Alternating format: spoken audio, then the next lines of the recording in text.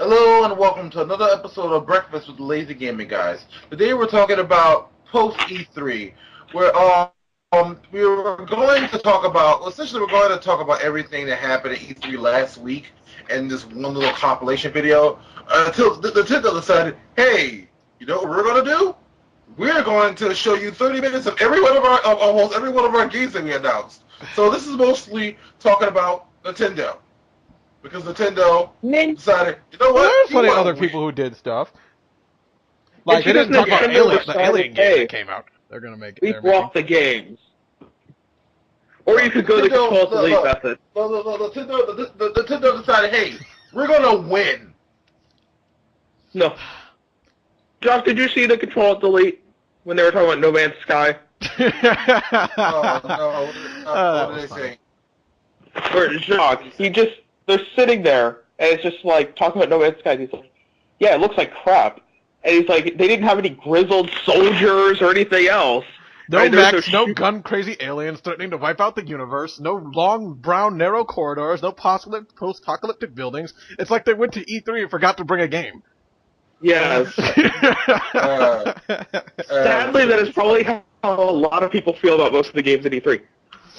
Yeah, actually, because a lot of them people like the Shooty McBang Bang games. Nintendo might have been the actually few people who actually have gameplay of most of the stuff that they brought. Actually, I forgot who told me this. I think it was one of you who got it from someone else. But God, it truly was this. Like what you call them? Microsoft, action, shooting, shoot this, shoot that, blow up this, action. This Sony. Just like, some action like CGI with some CGI, like trailers and a few like, hey, here's this game, and then it's done. Nintendo, what if you were a squid and you shot ink and swam through the ink to shoot more ink and cover a field full of ink? I didn't say that. Yeah, I found that on the E3 Miiverse, actually, for Wii U. So I posted that. Okay, so it was you I heard that from. But see, I also think that no one else would think that. But see, I also thought, like, someone else said it perfect on Twitter. And I don't remember exactly because it was retweeted by someone I actually do follow. But they're like, Nintendo's Treehouse event, Treehouse Live, was basically what happens when a game company says, you know what, screw CGI, we're just going to show you our gameplay. Yeah, honestly, I expect Microsoft and Sony. Okay, you know what? I'm not even going to expect Microsoft to do anything, except for just come up on the stage and go. Let's do it again. Anyways, yeah.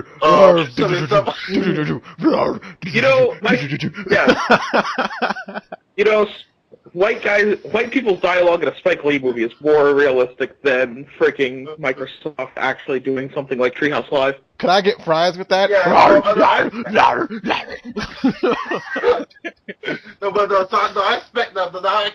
expect Sony to have a Treehouse as well. Damn it. They can't call it. It's just a good. We should call it the tree. They should call it the box fort.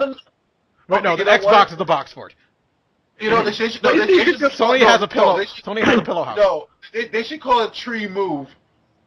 No, literally, you just call it. This will be a blast from the past for a lot of people. The PlayStation Underground. Oh God. Really? God.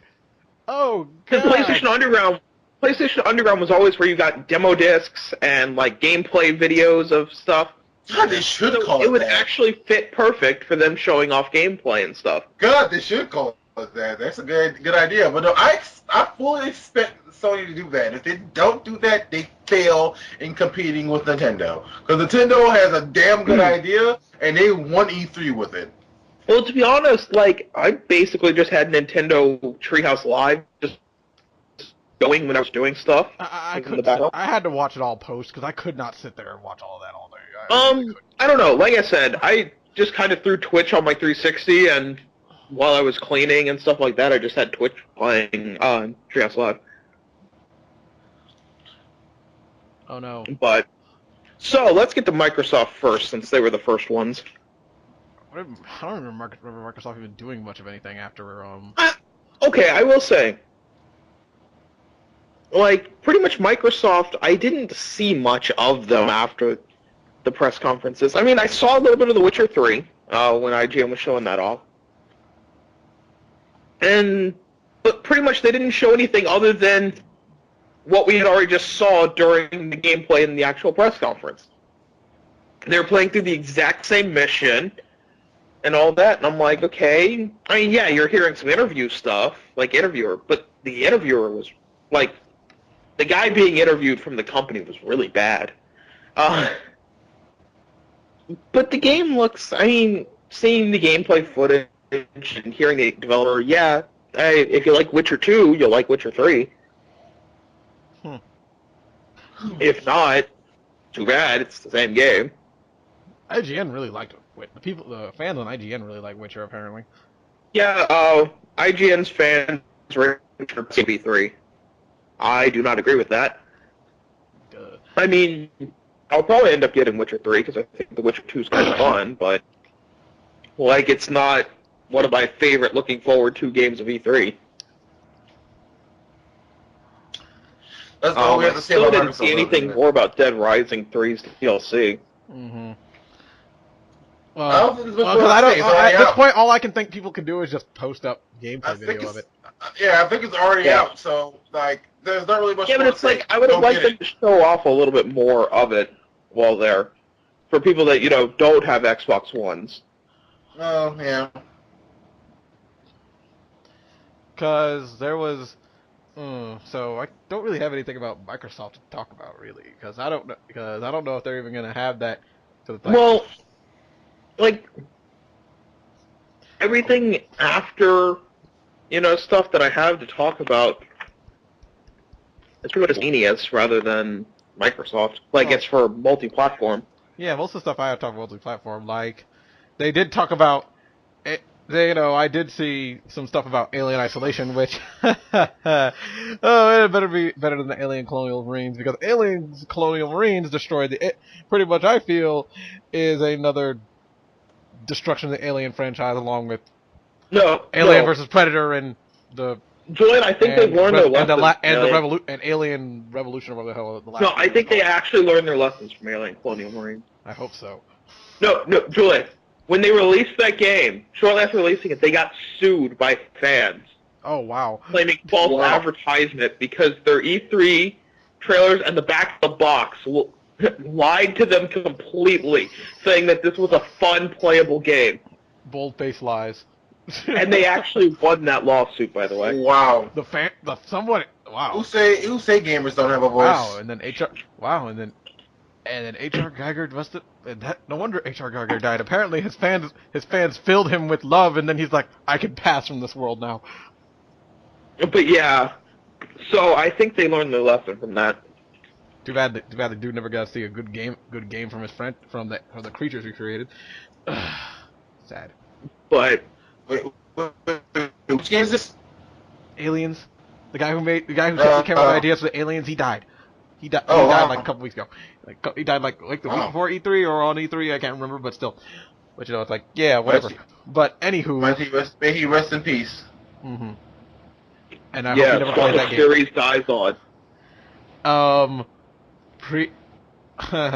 Borderlands. Oh yeah, I did see some Borderlands the pre-sequel. Whatever the hell it's called. What is it called? Yeah, the pre-sequel. What the hell kind of game is that? It's Borderlands, but it takes place before Borderlands 2. Oh, we're playing a Kingdom. Oh, so they're playing a Kingdom Hearts. I understand. The Borderlands, the 1.5. No, it's Borderlands Chain of Memories, but undone. But yeah, it's just kind of like, I don't know, from the looks of it, if you like Borderlands, you'll love Borderlands the pre-sequel. Borderlands 358 in 2 days. No. Yeah. No, let's not hope There's it's no one mediocre like as that. 358. Let's not hope it's as mediocre as that. Let's hope it's a little more polished than that. But I don't know. I mean, I'm not the biggest Borderlands fan. I love the comedy in it, but some of the gameplay bugs me. Look at me, I'm dancing. But Scott, I think Jock's finally lost it. It's a line that one of the robots say in Borderlands you 1. ever have it? True. Huh? What? What? Oh, Moving whatever. on. Okay. Anyone else have anything for Microsoft? What's a Microsoft? Don't worry. No, I'll think of something. I could have said something there, but I didn't. Conquer. The stupid statements from the people, from the guy who made Spark. Remember that? We were that talking they about were that. trying to offend the Conquer fans by Even more? by giving them the giant middle finger. Yeah, it's like, yeah, of course Conquer would. It's like, you know, it made sense to do that, and of course it made sense to have Conquer say we should make it ourselves. It's like Conquer wouldn't pull punches. No, he would say I haven't had a game in a couple years. This is bullshit. That's as far as he would go. That reminds me. Did you hear that one of the CEOs of Microsoft is saying that by not bundling the Kinect with the Xbox One, they'll sell more Kinects now? How? Don't know. But somehow by not bundling it with it, they'll sell more. I think he thinks that people, when they see like what they're missing, it's like, oh. What? Scott, you stopped. I don't know. He said, hold on for a second. Ah! But either way, yeah, I think he thinks when they see what they're missing, like when they don't have a Kinect, that they'll run out and buy one. It's like, oh my gosh, I thinking can't that play they made a horrible mistake. I can't play Fruit Ninja with my body like at Chuck E. Cheese at home. I have to use only my phone. Scott. Gosh, gasp. Scott, and by the way, also I don't like with this whole Connect thing. There's also a bad thing that they're selling it separately, because I hear that the Xbox One's interface is so bloated that it's difficult to get around without telling the Connect what to do. Because there's like a bunch of menus and shit you have to remember. Menus. It's like a fucking maze. It's like a fucking maze of menus. Huh. I don't know. I haven't really played it. I have a friend that owns the Xbox One, and he said, yeah, if I didn't have the Connect, I couldn't get through the interface because it's too bloated. So that's Microsoft just being pathetic.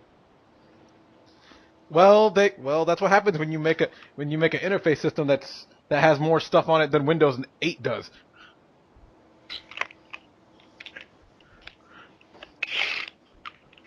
Yeah, Windows 8 interface is bloated too. Moving on. Anyway.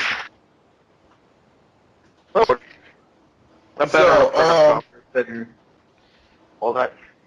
All right, so we're going to Sony. What has Sony been saying? Well, it's literally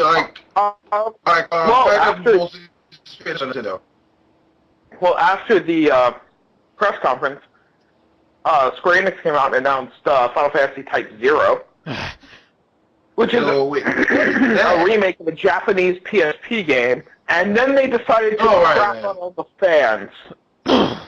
Because you would think a remake of a PSP game would end up on the PS Vita. Or at least the PS3. But no, it's ended up on the PS4. Not even the PS3. PS4. Oh. Wow. And a lot of fans are a little pissed because they're like, and I'm part of it, where it's like, it was the PSP remake. Why is it not for the Vita? Why is it not portable now? And why is it on the PS4 where I have to go buy a PS4? Why not make it on the Vita? Make it simple for everybody. God But then again, it also raises a lot of questions, now that I think about it. What? So you're willing to remake a game from the PSP onto the PS4, Why aren't you willing to do Scott, other that's not games? these are the No, questions that will never be answered. no, because Scott, Scott, Jock, shush. they said things like with Final Fantasy like 7 or 9 or something like that, it's too hard to go from PS1 to PS3. But you can go from PS2 basically on the PSP to PS4, which is better than the PS3. That's just jarring. Jesus, that's just jar. It's just as big of a leap. It's 2 generations. Generations, hell, a generation that has high expectation, a generation of high expectations when it comes to graphics. I mean, I do not want something looking like late PS2 graphics on the dang PS4, because it's like there's the waste. But it's like I don't get how they saw that this was more conceivable. And I'm not saying they need to remake Final Fantasy 7, 8, on PS3 or 4. What I'm saying is that I don't understand how they can't do that.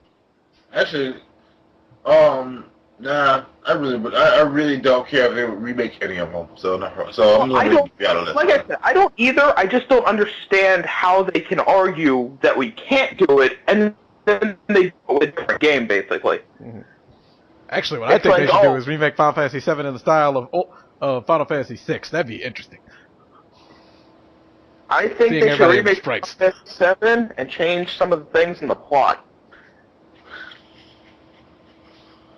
Although everyone wants to see it. Scott, you're speaking internet blasphemy right now. What? Everyone wants to see Earth 3D. No, the only plot changes. Spoilers for anyone that hasn't played Final Fantasy 7. The whole Black Materia thing with Cloud, where he's in the wheelchair for a while. That was boring as fuck. Well, yeah, except yeah, you kind of did literally after that whole thing. It's like mope. It's like interesting scenes, and then mope, more moping, and then we go back, and then we switch over. It's like, okay, no one wants to hear and watch Cloud mope. Let's do something else with other characters. But Sid, you lead. Tifa, you lead. No, I'm gonna stay here with Cloud. God damn it. Okay, fine. Sid, you lead. Which means if you didn't get Vincent or Yuffie, you're going to have a very limited cast at that point. If you think about it, you only have Kate Sith. But it's like you only have Kate Sith like that. and Red 13 and Barrett. That's it. Holy crap! You only have three other characters. Either way, I just don't understand how they can go from PSP to PS4, but not PS1 to PS3. It's just as big of a gap, in my opinion. Mm-hmm. I mean, maybe there's something there that I don't know, but it's just kind of weird to me. Mm-hmm. Also to mention about the one thing about Final Fantasy VII, to change the plot, make Luffy and Vincent actually something you can obtain instead of obtaining on the side. Yuffie. You said Luffy, Jordan. I know I said Luffy. I said Luffy. I know I said Luffy. Final Fantasy 7? Shush, boy. Shush, One Piece fanboy. Turn your One Piece on. Yeah, didn't you know he's the secret character at the end of the game? This is what happens when you go looking. And this is what happens when you go looking up release dates while you're talking. Yeah, Shock. In order to get Luffy, you have to beat the game with Aerith still alive. That's impossible. That's impossible. Actually, not impossible, but I think that's a way to do it. There is. You can take out the disc right before you go into the area where Aerith would die, put in a Chrono Cross disc, and continue playing for a bit. And then you just put back in Final Fantasy 7. And then the world implodes on itself. No, enough RAM memory stores onto the PS1 disc that as long as there's a disc in there, from what I understand, Chrono Cross has a lot of the same coding. So basically, as long you just won't get into battles or you can't leave the world map either. Is it hard to find a physical copy of Chrono Cross? No. It's like $10 online. It's only because you can't got a digital release. Because everyone knows digital releases kind of destroy the Sun ultra high values or something. So unless you're Tomba, which is still expensive. Yeah, or Persona 2 Eternal Punishment, still fucking expensive. Because Persona 2 Eternal Punishment is just It's a rarity in the world. So, is there any more Sony to talk about? After the press conference, like, other than seeing a little bit more about some of the stuff, I mean, like, Entwined. I like Entwined. I'm really looking forward to that. Sadly, and you know, it's available for PS4 right away, but you have PS3 and a Vita. Too bad. You're not going to get it for a while. Yay! We're left out of the loop. Also, for Sony, there's the Order 1886. The Order does look cool. I mean, oh, you mean with the with the Harry Potter with the Harry Potter style werewolves? Yeah, I really like the atmosphere they build, and I like the look of it. It's like, I like it's a steampunk like werewolf shooter. That's different-ish. I'm not usually a fan of steampunk. Like, I hate steampunk with a passion. I like steampunk, but I don't like the game because, well, it's not my cup of tea. I like the Order 1886 because I like the dark Resident Evil-esque atmosphere of it. Wait, why do you hate steampunk? Like Sherlock Holmes. I just don't like the look of it. I guess personal. Don't like the look of it. I guess I get that. I guess I understand. It's like I don't like Roman stuff. All that Greek. I don't like Greek stuff very much. I really don't. You don't like dudes in skirts? No, I don't. No, not besides the fact that they're in skirts. It's just, you know. Toga. Shut up. You know, you don't like seeing 300 where it's just a bunch of dudes in, like, leather thongs. I actually did not like 300. That was a boring-ass movie, but... Well, it wasn't that. The fight scenes were interesting, you know, but... When, you know, they weren't but, you know, it's like, that's what Zack Snyder does. He makes fighting scenes. We're not here to talk about 300. But either way... We've already angering the internet enough. We've already angered the internet enough by talking about Final Fantasy VII. But yeah... I mean, the Order 1886 looks good. I'm looking forward to it when I get a PS4. Only thing I'm looking for. Well, only thing I'm looking forward to on the PS4, besides, you know, Kingdom Hearts and a couple other future titles. Future titles is, you know, that's supposed to come out this year. Is still Little Big Planet because it's interesting enough, but that's pretty much it. This PS4 is still not a this year purchase like the Wii U's gonna be. No, the PS4 is I'm buying it as soon as they announce a bundle with Kingdom Hearts 3 in it and a special Kingdom Hearts 3 colored PS4. If they do that, you will literally hear the fan squeals from me all the way in Florida, Scott. And also, Jacques might hear my bowels being released. Oh God! Because I will lose all self-control. I will lose all control of my body from sheer excitement. Anyways, no, I'm probably gonna get my privileged white one in. When is that coming out? Like November? Stop talking about the damn white PS4. I made the joke ages ago. I'm gonna get my privileged white PS4. You know, there's a white PS3 and a white 360. And a white PS2, and a white Wii, and a white Wii U. I thought the PS2 was silver. Well, good for you. I don't want those fucking redneck systems. I want my privileged white PS4, not the fucking redneck systems, dude. It's not shock. It's no different than any other white. Look, Scott, get that trailer trash out of here, all right? Chuck, it's no different than any of the other white apparently, of the game. Scott, it's okay. Jock's going crazy. Jock's clearly gone crazy. People from New Orleans. Get that trailer trash out my face. Jock's seen enough trailer trash in his life. Ha! Yeah, they live next door. Yep. Fuck you. Anyways, hey, you trust me. The Texas jokes did not stop. Before I even moved to Texas, literally Scott wouldn't shut the hell up about Texans and stupid stereotypes about 10-gallon hats. And when I first moved back, literally, when I went back to Florida first time, even his mom is like, "So you have a 10-gallon hat?"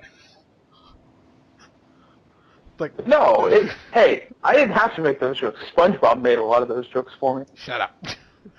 And so did Family Guy. We execute here in Texas. We execute the retarded. Execute the retarded. But anyway, Moving on. Let's just get to the one that's gonna take up most of this time. Yeah, because let me just make sure that I have nothing else for Sony. Oh, wait. Yes, I do have something. They didn't See? talk about it initially, but, well, they talked about it post, because Square Enix was there, and someone Yeah. did talk to them about Kingdom Hearts 2.5.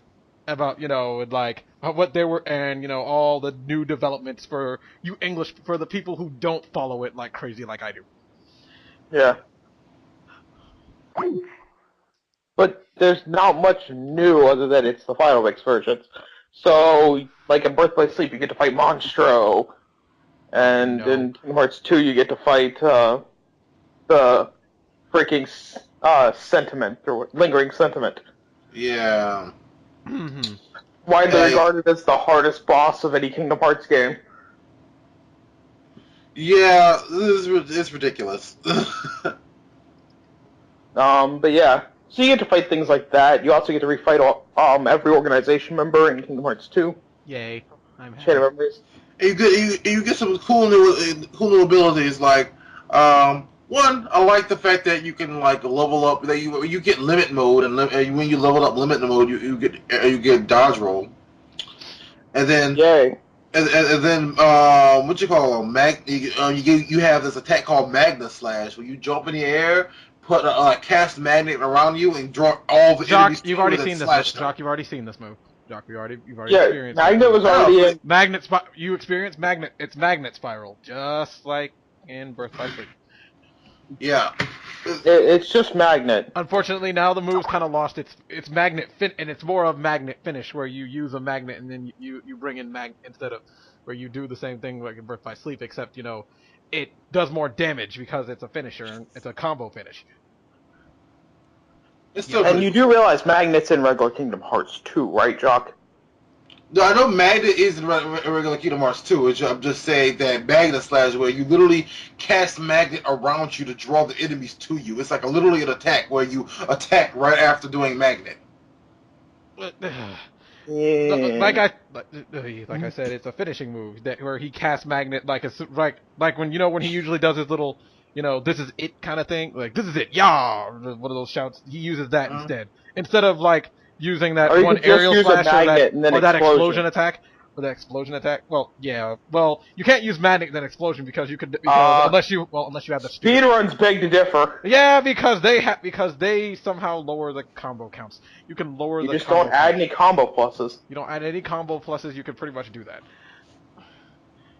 But And also, if you have that one that one dragon head keyblade, that allows you just to end a combo right then and there. The one from the yes. Hades Cup, it's just like bam, bam, end combo. But no, there's also 4 difficulties because you have easy, normal, proud, and then critical. Which critical can go screw itself. Critical, I watch plenty of deathless speed runs of critical mode at level 1. At level 1 with one health and yada yada yada. Level Yeah. 1, deathless on critical. Yeah, people are crazy. People be crazy. People be crazy. Yeah. But anyway, we've geeked out about Kingdom Hearts, so let's move on to the thing we're also going to be geeking out upon. Nintendo. Yeah, like Nintendo, man, like Yeah, they really threw down won. a gauntlet this year. They won. Well, they won E3, even though press conference wise, I think nobody won. I don't know. Like I don't know. I like Nintendo's the best. Well, see, I had to do. Initially, I thought Sony, but thinking back, I came to one conclusion. Nintendo, the games Nintendo announced, sure, most of them aren't coming out until hopefully early 2015. But you know what? They're the games I'm more anxious to play. Mm-hmm. Like, they're the games that I'm like, why isn't this out yet? Why isn't Fantasy Life out yet? God damn it! I want my Fantasy Life now. Sorry. Yeah, it's things like that where it's like, why isn't it out yet? I want this out now. I want Splatoon in my hand right now. No, you don't. You don't even have a Wii U, so even if you had the game in your hand right this second, you wouldn't be able to do anything with it. Use it as a freaking frisbee. Besides, I don't need some of the stuff. I don't need stuff like that and Hyrule Warriors to be out right now. I need to booster up some Wii U money. I need it to be out earlier than it is because Hyrule Warriors comes out just like a few days, like a week before Persona 4 Arena 2. Well, actually, speaking of Persona games, Persona 4 Arena 2 and Persona Q, at least this time we didn't have to wait a whole year before they came out in Japan. No. Let's start with Persona Q for Nintendo. Persona Q. Oh god, Persona Q, why can't you be out now? I have a 3DS, why can't you give it to me? I've already pre-ordered my Persona Q limited edition. I have to do that tomorrow. In case you don't know, people, it's $80 for Persona Q limited, the Shadow of the Labyrinth edition. Yeah, and it comes with all things Persona lovers will love. Yeah, you get a carrying case for your 3DS. That's a Persona Q carrying case. You get 11 of the tarot cards from Persona 4. Wait, is it an XL carrying case or a normal XL? One? I'm getting an XL. I think I'm getting an XL now. I think I'll be getting the XL. It also comes with an art book, the soundtrack, depending on how. Well, usually with Persona soundtracks, it's either little or it's like a couple songs or half the soundtrack. From what I understand, it's about half the soundtrack. Yep, just like Persona 4. Persona 4. Yeah. And not like Persona 4 Arenas, which was literally like only 6 songs out of it. Anger! Yeah. But yeah, I can't wait for Persona Q. I have seen gameplay footage of it, and it looks so fun. I wish Etrian Odyssey was as easy as that game would be. Etrian Odyssey is a piece of shit. Scott, get over it. Get over it. Get over it. No. I will not get over Etrian Odyssey for... but anyway, Scott, you forgot... Oh, wait. Well, let's mention Persona 4 Ultimax before we mention that, too. Because you need both that game. If you're a Persona fan, you need to have both games. Yes, if you want the tarot cards, apparently there are 22 tarot cards in a tarot card deck. And you get 11 from getting pre-ordering Persona Q, no matter which version you get. At GameStop. I don't know about anywhere else, but I know at GameStop you get 11 pre-ordering Persona Q, and then 11 for pre-ordering Persona 4 Arena Ultimax. So in other words, if you want all 22 cards of a Persona 4 tarot card deck, you need both games pre-ordered. And it's limited without a certain number being posted. I've looked everywhere. I have not seen a number. And they are limited to the first so many customers. Why haven't supplies last? They don't give out numbers about it. They haven't given out a number. This is really mind. Yeah, it's all while supplies last. So I would recommend pre-ordering yours as fast as possible. I would have had mine if it wasn't the fact that E3 came and crucial money saving week. I will say the good thing is Persona Q may be $80, but it only costs $5 to put a pre-order down on it. Thank God. For the collector's edition. I'll pay that whole thing off before the game comes out. Well, yeah, it doesn't come out till like fucking November. Hey! I've had other pre-orders that lasted an entire year, and I never paid them off by the time the game came out. But moving on to the next game, let's talk about Hyrule Warriors. Yay! Like, I was wanting the game when I first saw it during the trailers and all that. I've been wanting Hyrule. Hyrule Warriors looked interesting. Like when I first saw it last year. When they first showed the E3 last year, and it looked kind of interesting. Although they didn't really have much done. It was just like it was definitely in a alpha state. But like after this year, they came back. They showed a lot more. They had a lot more. Once I saw the gameplay of how this game plays, I wanted it. Mm-hmm. And like, God, I was watching the what you call them, the treehouse thing. Yeah. And dear God, I love it. Like when you have to get the dragon to come down to the ground. So you talk to the King Fairy chick, and she brings the Great Fairy, and she brings down the fucking moon that hits from the Majora's dragon. Mask. Yeah, it just hits the dragon and brings him down to the ground so you can attack him. Also, I'd love to mention how about that the fact that all this Majora's Mask reference in that game might make a hit to either them releasing it on the Virtual Console or remaking it entirely. I actually have one interesting thing to say. about the creator of Zelda. I'm blanking on his name right this second. He old though. But basically, when thinking of a new Zelda game to make or making a Zelda game, he actually never looks at any sales figures for any Zelda game. Nice. He just makes what he wants to make.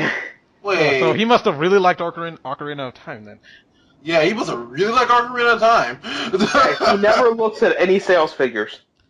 No wonder it took us forever to get a sequel, the sequel of Link to the Past.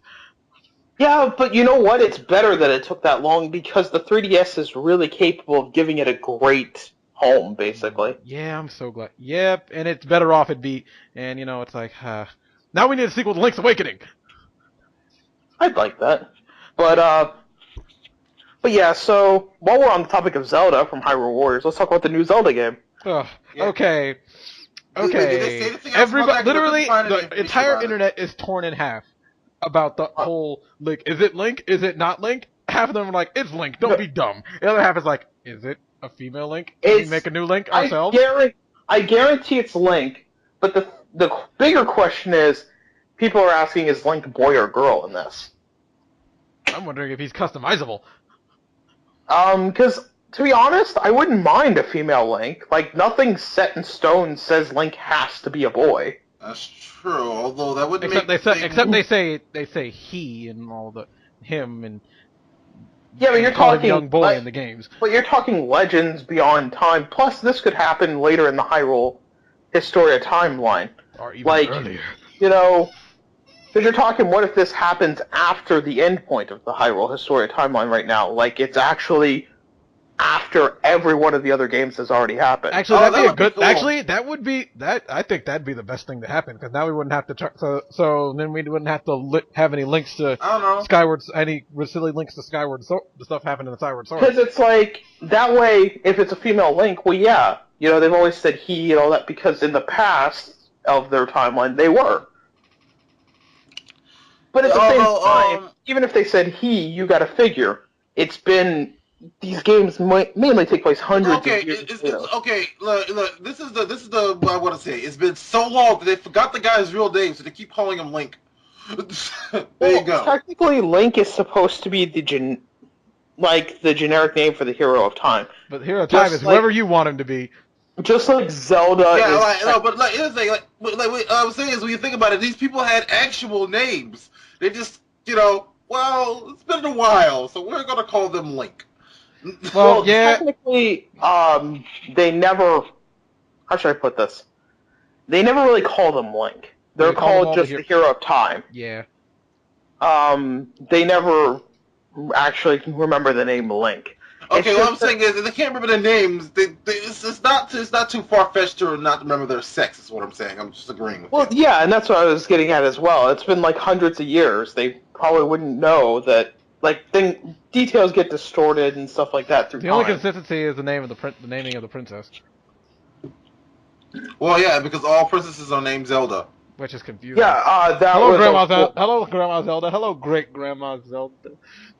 That was a rule in the kingdom, is that all princesses be named Zelda. Your mother's name was when your mother married me. Her name was Zelda, but your mother wasn't your sibling. Shut up, dog. It was after the original, after the original NES Zelda, when she went into a coma or whatever and turned to a crystal. After that, everyone called every princess was called Zelda after that point to honor her and all that while she was in a coma or whatever. Wow, Link does really look like a chick, and it's not. I'm looking at it again. Yeah, so I wouldn't mind it. I have nothing against a female Link. I think it'd be new, but I don't think they should do it just because we need a female Link. It's no, do it because you wanted a different story to it. Don't do it just because fans are female Link, equality. No, calm down. Do it because you think it would make a good game. Oh my god, we forgot to talk about the Assassin's Creed. Fan backlash. Damn, we forgot to talk about the Assassin's Creed controversy. We'll get to that in the miscellaneous later. Okay. There's Assassin's Creed. Let's get that later. But it's just a matter of, I wouldn't mind seeing a female Link. I wouldn't mind seeing a male Link. To To be honest, as long as the game plays really fun, I could care less. I'm looking forward to this new Legend of Zelda because of the way they're making it. They're trying to make it like the old games where it felt like a huge world that you were in. But here's the problem. Joy, stop getting pissed The off. world? No, Jacques. I'm talking about the whole overworld of the older Zelda games. That's a stretch. Well, yeah, okay, yeah, it's a stretch, but like I see what they're trying to say. Anyways, continue, Scott. Here's the thing you really have to think about, though. Because they're talking about how you can do dungeons in any order and stuff like that, right? Right. You could practically do that back in Link. But here's the issue it comes across. What? You can't make the puzzles difficult then. Because you have to be able to take them on as maybe your first dungeon. Like with the first Legend of Zelda. So you run into things like in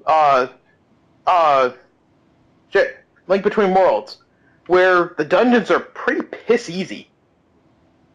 Because you have to be, it might be your first dungeon that you choose to take on. Mm-hmm. So therefore you have to be able to beat it. You can't need a specific item. You can't need a specific thing. And besides, most of the items that they give you that you need specifically, you end up getting anyway. Getting in the dungeon anyway. Yeah, but here's the problem. They can't really do that. Like, they can't make dungeon items that's why to beat a dungeon. Well, that's the thing. That's the thing. Usually, in Link Between Worlds, at least, it's like, if you use an item to get to said it's like, look at this item, I can use this to get to said dungeon, so I should rent this item. But in Link Between Worlds, you can rent the items to get there. But if you need but they can't make a dungeon where you need a hook shot to get through it, because you might not have gone to the other dungeon to get the hook shot. Yeah, they can't have dungeon-specific items. So it's a matter of basically by making it to where you can go to any dungeon in any order, you're dumbing down the challenge of the game significantly. That, or they just give you every single, or that, or they could just be lazy and give you every single item and just let you run wild. But then that takes the fun out of it. Like Link Between Worlds did, like I did. When I found out that I could get every single item, you know what I did? Rupee farming. What you call it? I farmed so many rupees, I had enough to rent all that stuff within 2 hours. Wow. No, one thing they could do though is they could just put the challenge in the fighting system and in the puzzles. But they can't do the puzzles, Jock. That's the problem. The puzzles have to be easy. Either that or just lots of block pushing. Jock, they'd have to be able to do them even as your first dungeon. Because normally the puzzles would get harder as you go. I can't remember which game it was, but I'm pretty sure it was a game that I played in the past where you could like go through things in a certain order, go through things in your in any order. But they had an order that you probably should have gone in because it's easier that way. But you can go through it in any order. It's just not a smart idea. Because basically they have to make it where even if it's your first dungeon, you can get through it, even though it might be your last. Because basically, they have to make an all-around even challenge. That's what happened with Skyrim. Skyrim's dungeons were, like, piss freaking easy. Like, press this switch to the right. There you go, puzzle solved. Line up these statues, with the symbols you see right above them. Well, I think puzzle solved. Well, how I think about with this whole thing, that means that the dungeons, they'll be like the easy dungeons in the first ones, and then they'll make a second set of dungeons which will be harder because most likely you'll have a bunch of items already. Yeah, okay. Maybe they will. That actually would be a good solution to that problem. But they might not, because according to them, you can go anywhere at any time. We'll see. So where would you hide the second set? You could go there any time. Or maybe they'll have it where you can go to a certain place that you have to do a certain thing to get this the item, and then suddenly it's like okay, and then you go in the maybe you can enter any dungeon and start any dungeon at any time, but you and do like certain missions and stuff or whatever. But like you'll have to go back to those dungeons for different missions later on in the game. For like the boss or the plot. That'd be really boring. I don't want to have to backtrack dungeons. Oh God, no! Tracking through Legend of Zelda dungeons is the one thing that I cannot stand, especially in Wind Waker. Because when you save and get booted out the entire dungeon, you have to go back through it. It's like, oh, I haven't played this game in a while, so I don't remember where the fuck I was going. But either way, I think it's too early to really call it a good Zelda game or a bad Zelda game. I think it's basically like we have to wait and see where they go with this. Mm-hmm. Because it's really too early to call it. Mm-hmm. Anywho, let us move on to another IP. You want to get another one of the big ones out of the way? You want to talk about Smash now instead of later? Yeah, let's go ahead and get that out of the way. Okay then, Smash. Yes, we were all yes, like I don't know. Wait, did we record Nintendo in the same? Did we record Nintendo the day after Nintendo happened, or the day? No, we recorded the day off. Oh, goody. That means we didn't talk about Pac-Man. No, we didn't talk about Pac-Man. Jesus, they announced Pac-Man because Namco is part of the development team, and of Waka course, Waka. Waka Waka Waka Waka Waka Waka Waka Waka Waka Waka. No, I'm just gonna stick with Waka Waka. Also, I want to mention something. Looking at that video, I think they're not only does he have Galaga powers, I think one of the Galaga robots might be an assist trophy. That one Galaga alien that abducts people, I think it's an assist trophy instead of a. It'd be awesome. It just abducts you and then kind of probes you off screen. That'd be awful. That would be terrible. It picks you up and then takes you off screen. You know, that's funny. They actually hold on. They do have an item. Like I was looking at them play it at the Treehouse thing, and it had an item where literally when it throws you when you get hit by this item, it just shoots you up. It's just like literally. It's not even like a shoot. It doesn't even shoot you up fast. It literally just like it's like a rocket that attaches to you or something that just brings you up to your death. You just ascend to you just ascend to your death. No, because the jetpack you actually can control that. Oh. I don't know what it was, but you literally once you get hit by it, you just ascend to your death. The bumper. But anyways,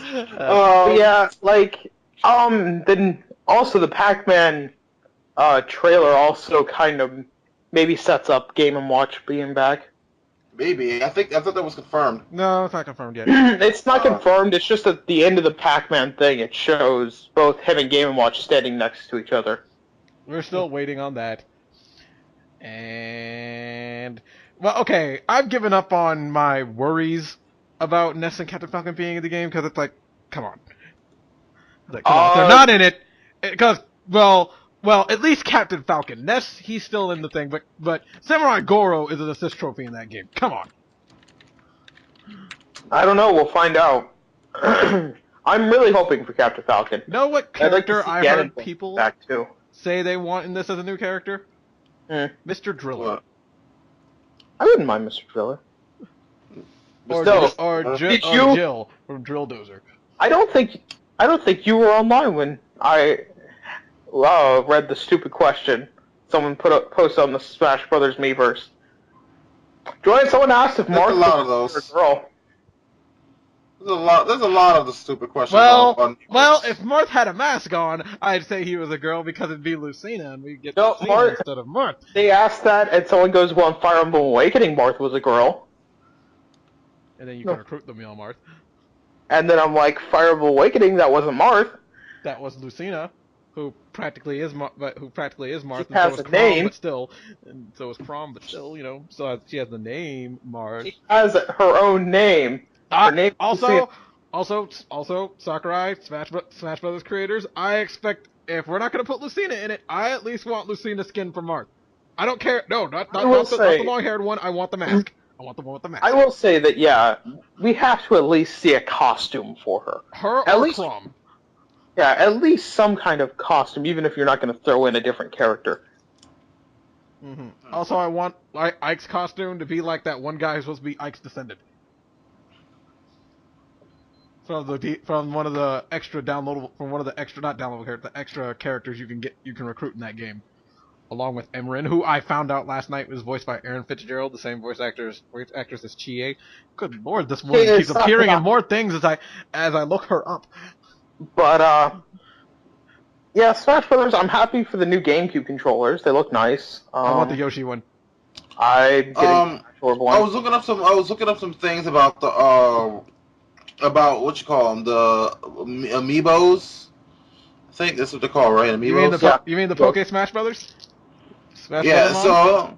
So, some interesting things that I found out about it is that when you use them, not only do you get points where you can like increase their stats and make them stronger and stuff, but they actually have a somewhat of an artificial intelligence where they learn and they Yeah. adapt to your fighting style, which actually does sound kind of interesting because What I was saying that actually before. makes them that actually makes them like better training partners than I had originally thought, And then because they will always because defeat they you. get used to because they'll get used to your play style, forcing you to play differently in order to keep Actually winning. win. Thus patching up some of your weak points And then in they your will. play style. And then And then you become the master of Smash Brothers, and they'll still defeat you, because then they'll have to assume all godlike powers and break the game. And then when they take over your game, Nintendo, suddenly the face of Reggie Fils-Aimé will come up saying, "Ha ha ha! You fools! This is an evil plan all along." And then your Wii chokes you to death, and then assimilates your body into itself, and then it starts taking over the world, and then the age of Nintendo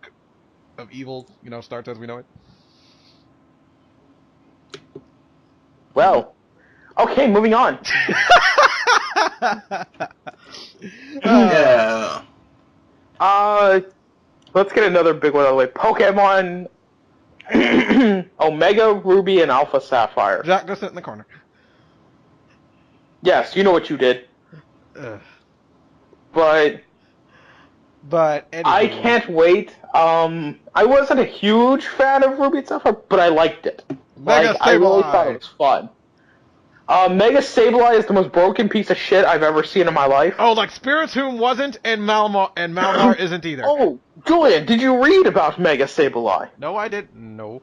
Oh, you didn't read that. So, in case you don't know, Sableye has no weaknesses. Yes, like Malamar, and just like Malamar. Well, sort of. Malamar still has a weakness. It has Bug. I forgot, because it's psychic, not ghost. So, Because Mega it's dark and ghost, Sableye, like Spiritomb is. Mega Sableye is defensive. It has its gem becomes a shield, and it gets. That's the one with the giant. Oh my fucking god! gem. Don't tell me it's gonna have a night shield like thing. Please don't.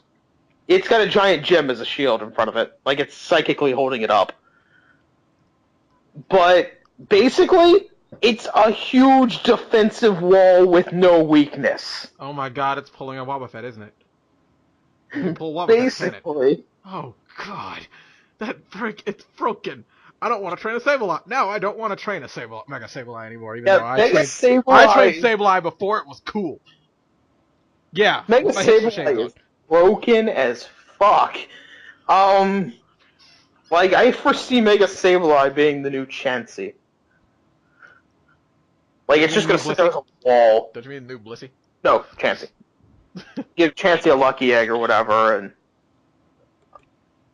whatever the... No, Eviolite. The one that, if it still has the next evolution, gets a ton of increased stats. Oh, yeah. Well, not a ton. It's just... Eviolite, it's like... It gives quite a bit. Well, it depends on the level of the Pokemon, because usually in the beginning it's like, it doesn't do that much. Yeah, but no, you get a nice level 51 Chansey with an Eviolite, it's pretty powerful. But, also with Pokemon, I'd like to mention Pokemon Art Academy. Yay! Drawing with Pokemon. Oh yeah, Pokemon Art Academy actually did look interesting. It's because it's like I'm not the best artist, so if this will give me a chance to maybe try and learn how to draw, they promised me that anyone can learn how to draw. I will take them up on that challenge. Oh yeah, because Scott can't draw. He's terrible. I will. He's awful. Take them up on that challenge. Jock, you should do it too. I could still draw better than the first person that tried to draw our logo. Wow. But why didn't you draw the logo then? It would still be crap. Yeah, just because it'd be better doesn't mean it just wouldn't be that crap. We are sorry, person who we will not name. Julian. What? I'm naming him. No, you're not naming him. Oh. Julian. Don't plaster them. Don't plaster them. Julian drew our logo, and it sucks. I Oh, didn't draw no. that. I put that was talking together. about the Facebook one. He's talking about the one on Facebook, Jacques. Oh, that one. Dumbass. Right. Dumbass. That I didn't draw that logo. Hell, please, that didn't even look. Please, that was digitally made through frickin' paint. Easy squeezy lemon. Right. Easy. Yeah. Yeah. My only thing with Pokemon Art Academy, I know that they said between your friends you could transfer your artwork and stuff like that, but I'd like to see a Street Pass feature as well. Like where you put up your favorite picture that you've drawn, and then through Street Pass Someone can copy it. Well, it's just a matter of like, I like artwork. I really do. Like good artwork. So I'd love to see other people's artwork like that. I wonder if Nintendo will allow me to hook it up through some kind of game sync thing and then upload it onto something so I can print it out and blow it up and put it on my wall. Yes, Julian, you can go to Blockbuster, put in your cartridge, connect your 3DS to their giant machine, and print them out as stickers. Just like Pokemon Snap. I forgot about that. But I lived in a black neighborhood. We didn't have such things. I never freaking went down there to print out anything. Scott, we lived, there was only like 3 Blockbusters in all of Orlando. Well, see, my whole thing was I never really went to Blockbuster. Exactly. Like, most of the time I went to, I don't even know if anyone remembers this place. I don't even know if it was outside of Florida. I went to Video News. The fuck is that? Wasn't even Hollywood Video? Dang. No, it was Video News. I never even heard of that. I've heard of Hollywood Video, but Video News? I've been Hollywood Video too. It was called Superstore Video News. And you know what? That place was still open until 2 years ago. Wow. Wow, that must have been some side place that did their own deal. Yeah, Julie, I was down near the Magic Mall. Oh, that explains everything! It was that most likely, you know why they made money? Because I bet they had more bootlegs than anything else. I have no clue, but that's why I rented all my games and movies. I bet they had bootlegs. Because they were cheaper. Like, Blockbuster was like $6 a movie or something. Like, $6 a game. There was like $4. Mm-hmm. But, yeah, that's where I went to... I rented Hey You Pikachu, and then, like, they claimed I stole a piece or something, that I didn't return a piece, so they were going to charge us $250, and we just never went back again. So... Wasn't that the same thing with Blockbuster? Blockbuster claimed I owed them $70, which I didn't. So we just never paid. And the library? Library I owe $250. We just never paid. That's why I never go back again. And look everyone. Scott is terrible with rentals, except when it comes to GameFly. Somehow he can keep up with that. GameFly's free. Because, like what you pay, you don't have late fees. Literally,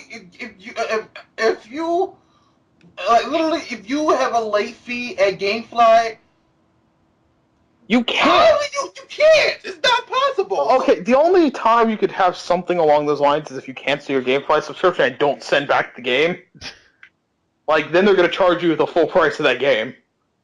Yeah, so you just have to be a fucking dick. F them. I'm going to keep my copy. I'm going to rent it. I'm going to rent a copy of 2.5. I'm going to rent a copy of Kingdom Hearts 2.5 and then keep it. And it's like, what? I never rented this. Although, if you do actually pay them, they'll send you the case and all that for it. Mm-hmm.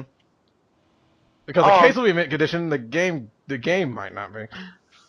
Yeah, if it's a Blu-ray disc, it'll be in pretty good condition. But because hell, Blu-ray discs they get scratched, but they sure as hell get a hell of a lot of fingerprints. Next up, let's talk about Yoshi's Woolly World. It's so adorable. It's Yoshi's Epic Yarn. So cute. I want it. Like, yeah. I don't understand how they're like, oh, this is an entirely new concept. It's Epic Yarn. Look, you can grab little strings and unravel parts of the stage. Yeah, Epic Yarn. Like an Epic Yarn. Except now it's crocheted. It's instead of it being yarn on a giant canvas. Like, only Yoshi's crocheted.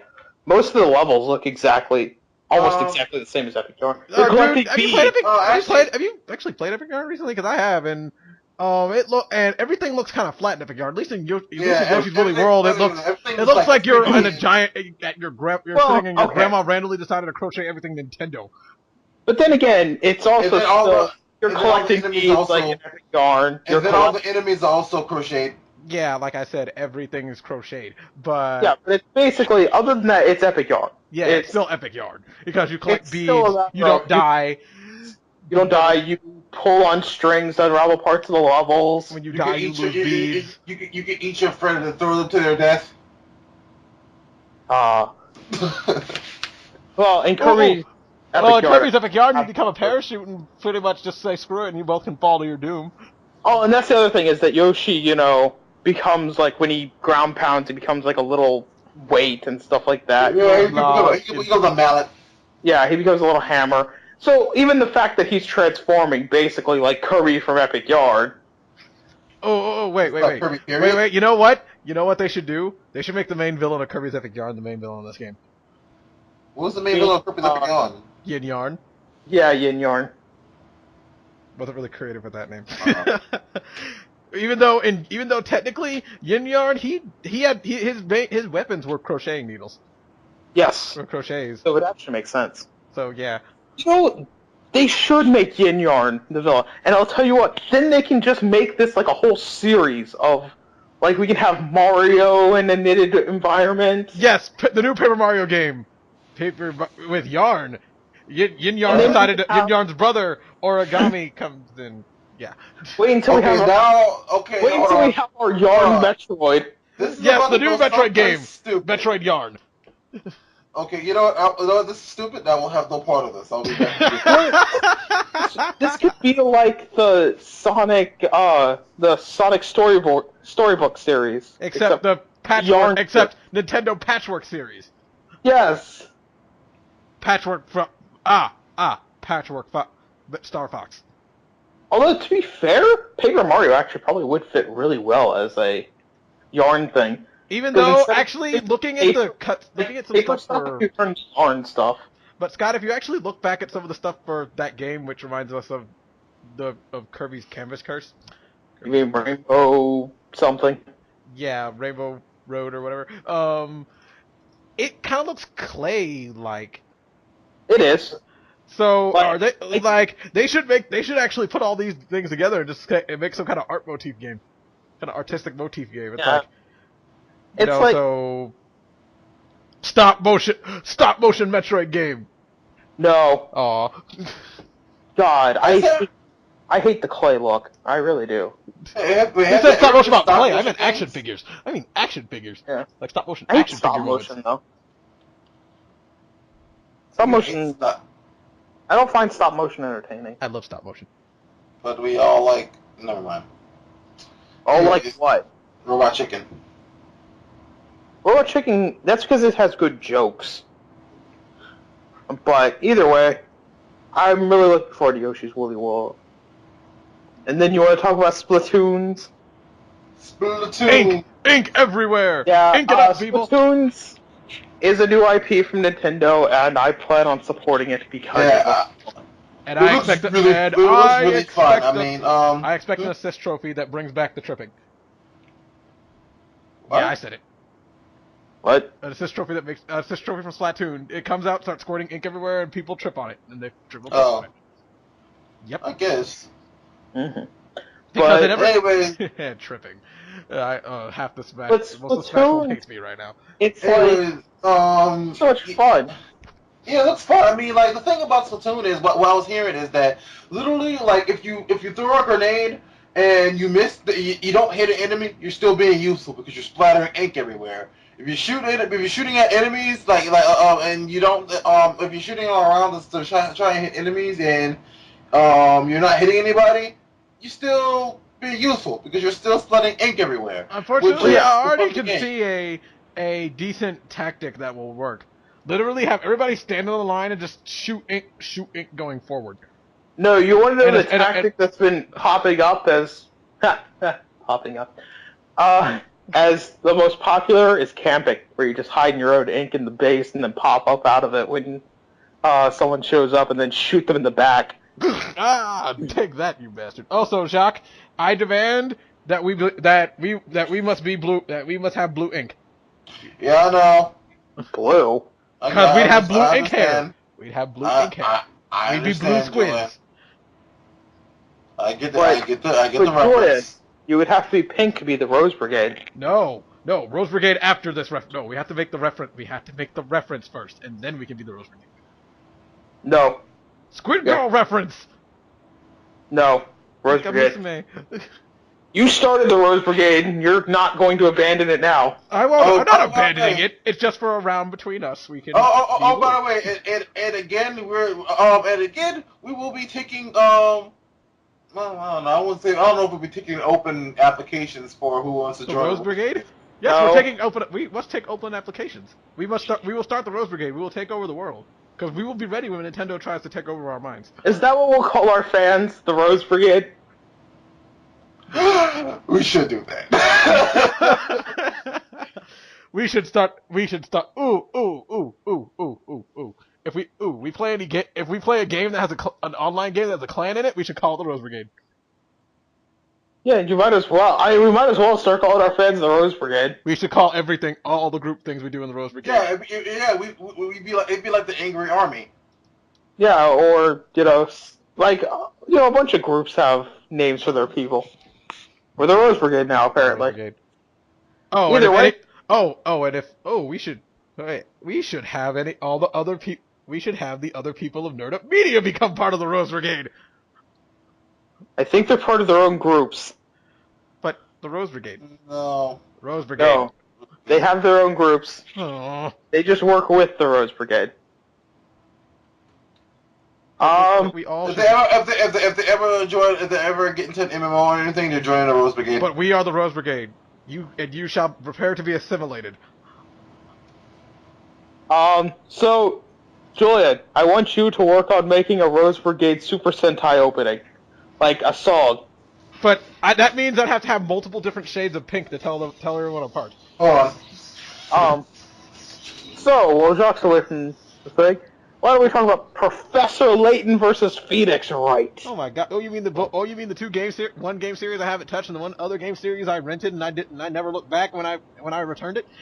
When I returned that thing because that game got balls to the wall hard after a while. Yeah, basically, I can't wait for Phoenix Wright versus Professor Layton. Although I don't understand why it's called Versus when they're working together. Like I told you before, I think it's the Japanese motif of it all.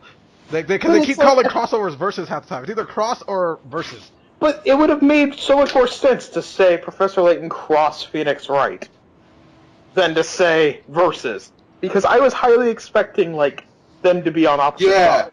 Yeah, same here. I expected them to work together. No, I expected them to work together. This is what I expected. I expected them to begin on opposite sides, and then like every other crossover, and then at the end, come together to defeat a common enemy. Oh, but trust me, they'll be opposite sides sooner or later. But instead, they're on the same side. Stuff. No, Julian, apparently they're not, because you're trying to prove this person innocent of being a witch. So you have to work together pretty much the entire plot. Oh, they start the plot with them working together. But, also with Phoenix Wright, there's also the Phoenix Wright Ace Attorney trilogy for the 3DS eShop coming out. Oh yeah, I can finally get a Phoenix Wright game. Yo, speaking of 3DS games, Phoenix Wright game. Speaking of 3DS games, while I was looking up stuff about all the E3 stuff that Nintendo was doing, I came across this this game, Fossil Fighters or whatever. We do not talk about that Pokemon Dinosaur King piece of bullshit. Hold up. I was looking at the trailer for that, and I swear to God that the trailer was just the music in the trailer was just like a 90s cartoon opening. Yeah. Have you seen that? Either way, it's a piece of crappy Pokemon-esque Dinosaur King ripoff crap. Hell, I'd rather play Dinosaur King than that shit. But either way, no, with the Phoenix Wright trilogy, I'm really happy to see it in full 3D now. I can't wait for it. Then there's Shantae and the Pirate's Curse. Yay! The new Shantae game. Yay! I actually remember the Kickstarter for that game. Actually, I thought Shantae was already on the 3DS Wii Shop. Oh, 3DS shop already. Shantae, different Shantae game. There's a new Oh, they one. made a second one. Oh, so they made a second one. Yeah, they made a second one. This is the third. Oh.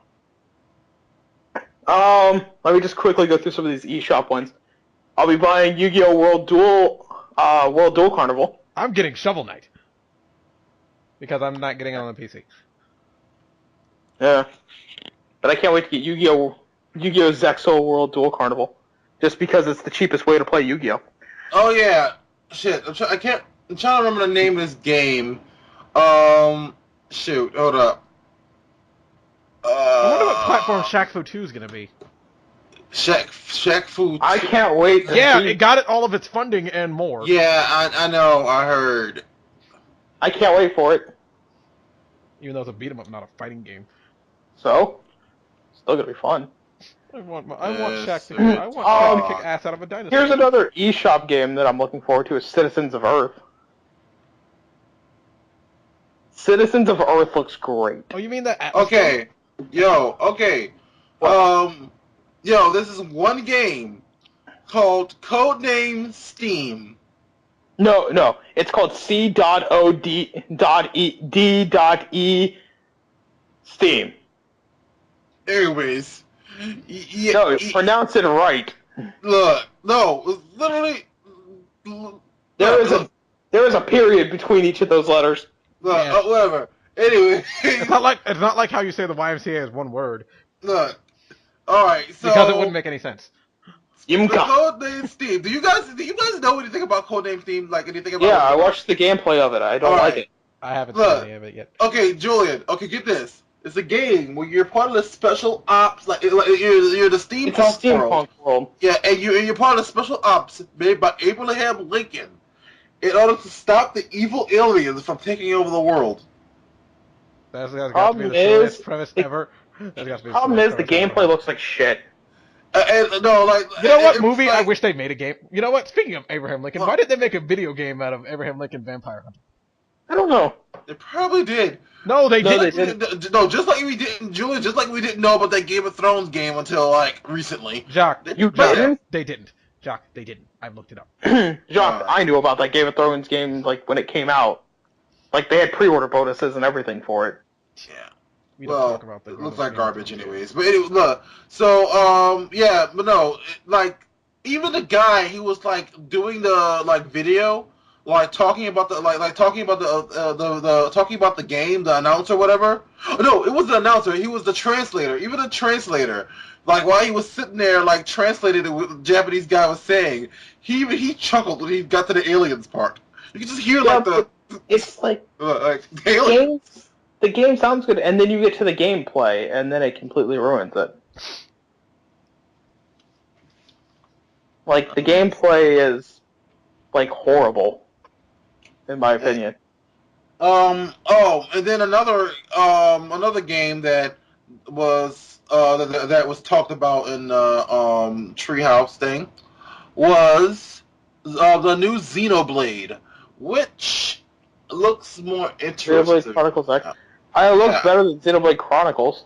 I mean, like, Why is it one, the game? Why is it that the mech gameplay style kind of is starting to remind me of some of the Enders for some reason? I don't know. Honestly, it looks like from looking at the gameplay, it looks a lot like an MMO, like with all the enemies like just kind of roaming around and stuff. Have you even seen gameplay of Xenoblade?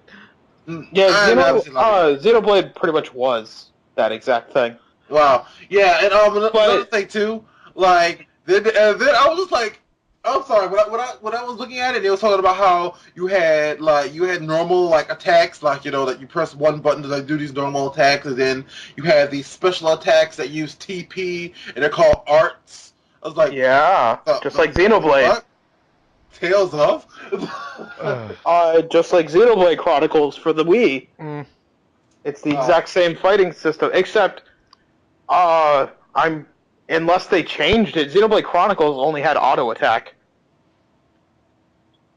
Man, this one looks like it doesn't have really like mostly like this one doesn't look like an auto attack. Basically, the only thing you had control of was arts, and you could move, but you couldn't actually attack. You had auto attack only. You can attack it. You look like you can attack in this game, and And you can switch between like long range and short range. Adventure. Yeah, like you can The only thing that makes this game look better than Xenoblade Chronicles, in my opinion, is the fact I can make a character instead of just using Whiny McPissant. Generic. Oh, I'm sorry, generic main character boy. Yeah, I don't know. Shulk has not left much of an impression on me so far. I don't know, there's a lot of people I who still don't love like his Shulk. name. I don't know, there's still a lot of people who love Shulk, so I don't know, maybe he redeems himself later in the game. I don't know. I don't find him bad. I just find him boring. Oh, well, I do hear a lot of people say he's boring too, so. Because that's my whole thing, is it's like, I don't find him like as a horrible character. He's not like Hope or something. He's just boring. And his friend, Rain or whatever, is boring. And also... No, you know who I want to see? Any Xenoblade people out there. The character that should have been the main character was Dunban. Oh, boy. Oh, God. He should have been the main character. I liked when he was on screen earlier in the game. Like when he was the main character for the bit. That was great. He was hilarious. And then we got Shulk. Yeah. Another thing I like about the new Xenoblade is actually the story. This actually sounds kind of cool, like, you know, where it's like there are two like warring alien nations who just kind of like wind up like fighting near Earth and destroying Earth in their war. So like all the humans have to leave and like evacuate Earth. So it's like Hitchhiker's Guide to the Galaxy, except instead of building a highway, they're just fighting a war. Yeah. Essentially, yeah. But either way, I don't know. I'll probably pick it up just because number one, it'll be a collector's item. Number two, it looks okay. Plus, I can make a character. And also, it's not an actual direct sequel from the other Xenoblade. So you don't really need to play the first one to play before you play this one. I guarantee they'll be referencing it. They'll reference it, but it's like they call it. It's like a spiritual sequel. It doesn't really. Yeah. Spiritual successor, not a spiritual sequence. Yeah. They call it spiritual sequel. They call it that. That's literally the word they used. You said just not sequence, not sequel. Yeah, well, I meant to say sequel. But anyways, spiritual sequence. Well, It's a sequence of spirits. It's just how Xenogears led to Xenosaga, which led to Xenoblade. I still don't see the similarities between either of those games. They're spiritual. Yeah, I mean, yeah, and like I like Xenogears much better than Xenosaga. I do not like Xenogears that much. I don't like Xenosaga that much, but I like it a little bit better. I like it like Xenogears. I like it a little bit better. And then I like I also like the free roaming aspect of Xenoblade, where it's like but that was in the Wii version as well. Yeah. So I mean, it looks really cool, you know. And let's see, what other games do they have? Back to Citizens of Earth before Jacques interrupted me earlier. Oh, sorry. I think it looks like a fun RPG where you get to play as a politician and lead who is so charismatic that he can lead people to kill aliens that are invading. And it reminds me a lot of Earthbound. A lot. The way you fight, the way it looks a lot like Mother 2. So any Mother fans out there need to go buy this game. Mother! I also have another eShop one that looks interesting. It's called Pierre Solar and the Great Architects. This game looks really good. It looks more like an indie type title for the Wii U. And it's an RPG. And it looks a lot like, what it reminds me of is Lunar, Silver Star Story. Oh my god, that's a name I haven't heard in a while. Yeah, it looks a lot like it. It's like 16-bit, and then it also has like full animated cutscenes. It looks really good, and I'm really excited for it, actually. It's actually a remake, the Wii U version.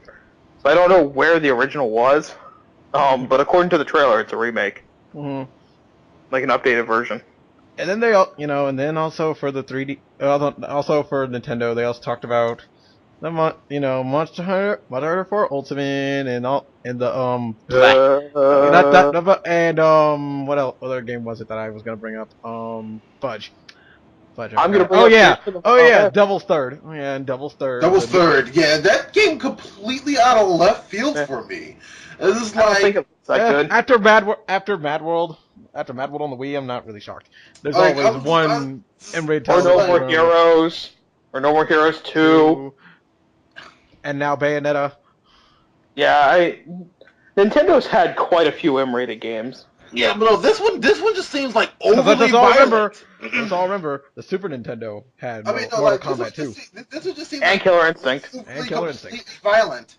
I mean, just like some of the deaths that like some of the way you kill enemies in this game is just like Jesus. Even Shaq Fu 2 had blood. Shaq Fu 1 had blood in it. Yeah, but I would also like to mention Theatre of the Final Fantasy Curtain Call. Yes. Yay! The sequel to Theatre of the Final Fantasy, and I can't wait for it because they're throwing in Final Fantasy 14 music along with Advent Children. And a few other songs. Heck, they even talked about One Piece. They even posted a trailer for One Piece World Red to the Wii U version. Yeah, One Piece Unlimited World Red. And they also if neither of you knew about, they also posted a 32-second trailer about the Watch Dogs version of Wii U on the Wii U. Yeah, I'm good. I'll be buying my PS3 version later.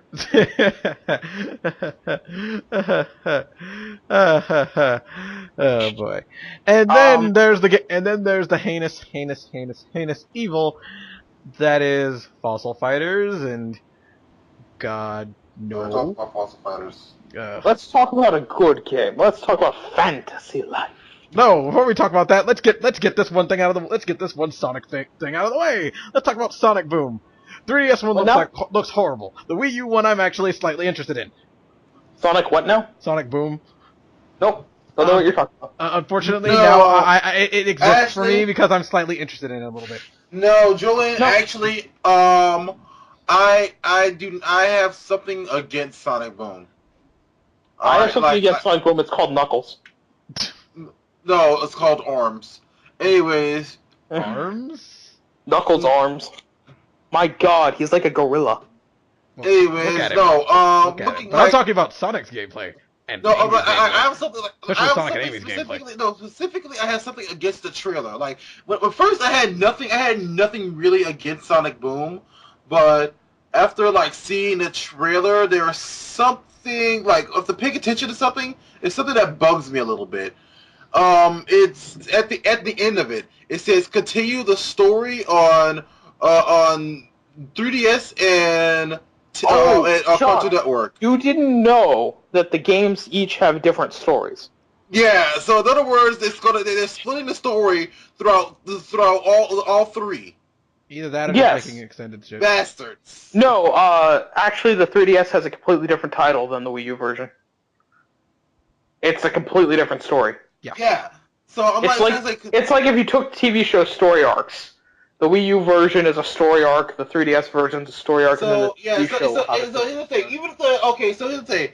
Like, they're literally just milking Sonic for money now. It's just like no, it's not like they've been doing it for years now. I know, but it's making it even obvious. It's like let's take this and split it into three things. You have to buy a Wii U, buy it for Wii U, buy it on 3DS, and then watch the television show and give us ratings. Well, that's the thing about it. I have to actually enjoy the television show to actually give a shit about buying the other versions. Now, do I? No, I don't. I have to watch the television show. I like how you say that, but I think the Wii U version's the first game in the series. So that's the first story arc. Mm. And then I think the 3DS version's the second, and then the TV show is the third story arc. Well, literally, you have to like, even if the Wii U version is interesting, you have to buy the shitty 3DS version and watch the possibly shitty television show to get the full story. No, I don't. Well, the television show, yes, cheap. But I don't have to buy the 3DS. See, we made jokes about Kojima, about Namco making Kojima release Phantom Pain and a bunch of parts. This is essentially that. This is that. This is Walking Dead's been doing it for a while. This is that. But this Walking is Dead, I this can give an is. excuse because that game's actually good. No, but this is essentially what we were talking about. Well, be careful, Jacques. They could still do it. Kojima could still do it. God, like no, Kojima's not that stupid. Okay, like Kojima. No, Kojima might not be, but Konami could. Konami's not that stupid either. This is the same company that is not using the Yu-Gi-Oh license as well as they should be. Seriously, it took this long for us to finally get a Yu-Gi-Oh game for the 3DS. And not I'm only sorry, to mention that they've upset destroyed that the same company that destroyed Resident Evil, and they destroyed a remake of their own good game. Okay, they made a lot of mistakes. The people who were going if it wasn't for freaking Metal Gear Solid, they would have gone bankrupt 8 years. They would have gone bankrupt years ago. Okay, how about this? This is like they made some stupid mistakes, but they have never done anything. They haven't done anything especially malicious. Like literally, like hello, Metal Gear Solid Ground Zeroes. Ground Zero is the most malicious thing they've ever done. They haven't done anything especially malicious, like do something like that, like completely destroy their best game series. They just did. They almost did. They didn't completely do it, they didn't completely do it. Neither is Mario. Neither is Mario. They charged you $30 for a demo. $40, wasn't it? Wasn't it 40? Mine's I think is it was 30. 30. Mine's is 30. Yeah, $30 for a demo. What took you so long? What took you so long? But so let's talk about Fantasy Life. Yay! Fantasy Life is an action RPG. Fantasy Life is going to be my life for a good couple months. Wow. It's basically if Animal Crossing had mythical monsters you could kill for money. Literally, Jacques, it's if they took Dokapon Kingdom and made it like Animal Crossing. And then took out the competitiveness and put Animal Crossing-like stuff in it. It's a wonderful game. If Animal Crossing and, like, Dragon Quest had love honestly, Scott, you're not gonna like this. You're not gonna like this this comparison, but I'm pretty sure it's a good comparison. It's like if Animal Crossing meets Monster Hunter. No, it's actually not. Jock, there's no giant creatures with no health bars that you can't.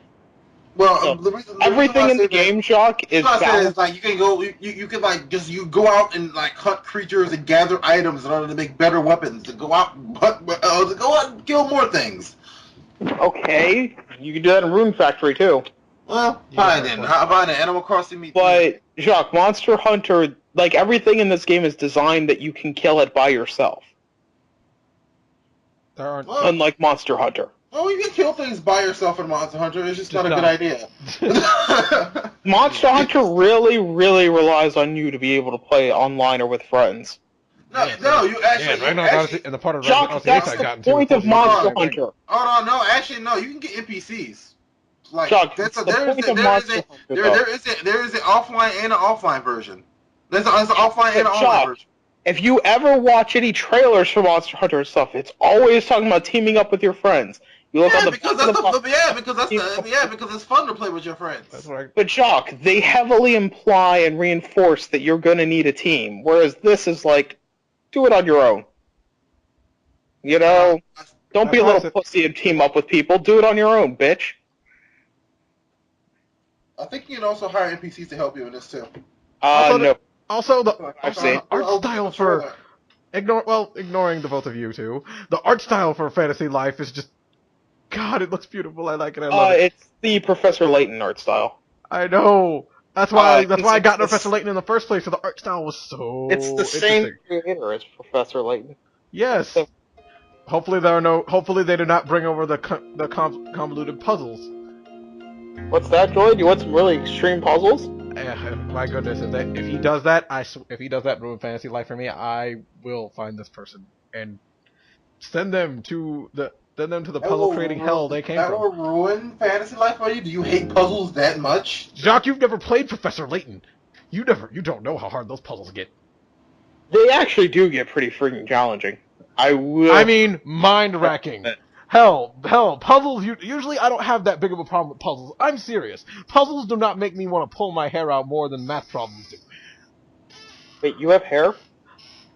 Shut up. Yes, I do. Yes, I do. But anyway, I don't believe- I sit there playing Professor Layton. I was baffled. And then the thing about Professor Layton, they put you on a time limit too, which just angers me. I was like, damn, I can't. Damn, I hate Professor Layton sometimes. But just don't. Please. Yeah, but I can't wait for Fantasy Life. I'm gonna be a nice blacksmith. You can change. Be a miner or something. You can change your. You can change your life at any point. And from what I understand, from when they were playing the game and talking about it, you actually keep your abilities. Like if you're, let's say, a blacksmith and you level up and then you turn into a tailor or something, you actually can still go and blacksmith, like create weapons using your blacksmith skills, even though you're a tailor now, because you keep your skills. And then if you go back to being a blacksmith, you start at the same, level that you were and all that, so you can get farther in your skill trees. So, like, you can be... you know what would be interesting? I wonder if they're going to have a system where you can, like, that'd be too much, never mind. I was thinking, like, if you can, like, mix skills or job classes to make other ones, but nah. No, there's 12 job classes in this game, so there's at least some variety. Mm-hmm. Yeah, because like that was one of the cool things about playing Dokapon is the only thing that I don't like about this game is loot boxes. Loot boxes are going to be annoying. Because basically when you kill a big monster, it drops a treasure chest. You have to get that treasure chest to a shop in town. And it can be destroyed by enemies, and yourself, by accident. Wow. If you hit it enough times. So you have to actually protect that thing all the way back to town. So you put that fucker down and start attacking enemies, and then you pick it back up and start walking. Yeah, it can be a little bit of a pain in the ass, like, just escort mission to get back to town. But other than that, like, the game looks fantastic. I can't wait. Okay, and also, there are two games that they talked about for Nintendo. One for the Wii U and one for the 3DS that, well, one's more of a remake of a already established game, recognizable game with a funky name and, well, funky visuals and stuff. And then the other one's just, it's like Nintendo's answer for Journey in a way. The first one is Siesta Fiesta, where it just looks like one of those little slider block games, you bounce it, you bounce it off the block, and it destroys the blocks. But it looks funny looking. I expect that game to be less than $10. I don't know. I still haven't even watched the trailer for it. I did. I watched it before we got started. I just remembered it. And then also, there's this game that they're making for the Wii U called Tengami. Oh boy, it really does look like it looks like pretty much like that. It's this origami looking game. Yeah, I thought it had an interesting art style, but I found it just kind of looking boring. Yeah, literally, it's like that's why I said it's Nintendo's answer for Journey in a way. Because it's like it's pretty, but it doesn't look like you really do anything. There's no fighting gameplay in all the trailers. Good. Although after playing Journey is entertaining even without fighting and all that stuff. I didn't find Journey entertaining. I played the demo. I found it. Hey, I didn't find it horrible, but I didn't find it that great either. I mean, I love looking at it. I love listening to it, and I love But I think the problem with Journey, and why I think I'd like something like Abzu a little bit better, is Journey was just a desert. It's pretty empty. Like, you have these pretty visual, this pretty visual style, and then you give me, like, the most arid, empty place you could ever give me to look at it in. Whereas at least, like, Abzu is that same style, but under the ocean, where there's sea creatures floating by, and there's just there. I really don't know a lot about Abzu, but is it? Hold on. Abzu's the water one, right? Yeah, it's... Okay. Alright, yeah. So, So, I don't know a lot about Abzu, but, like, looking at, like, playing a little bit of Journey and like seeing like the little bit of story. One thing I do like is like a game that can give a story without dialogue. I appreciate that.